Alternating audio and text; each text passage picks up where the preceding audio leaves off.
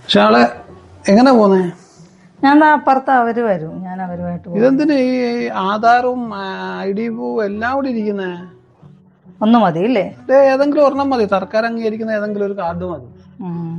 എന്നാ നീ തിരിച്ചു വരുമ്പോ എന്നെ വിളിച്ചോ, ഞാൻ വേണം ആരും ഇല്ലെങ്കിൽ വന്ന് എടുത്തോളാം. എന്നെ ഞാൻ വിളിച്ചു.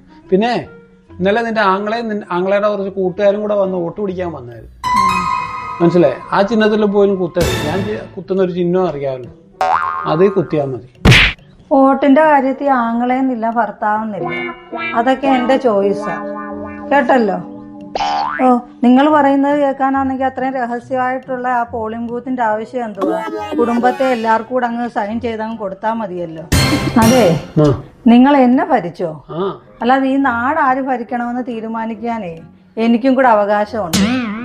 ഓ, എന്റെ വോട്ടിൽ ആരും കൈ കടത്തേണ്ട കാര്യമില്ല, വോട്ട് എന്റെ അവകാശമാ.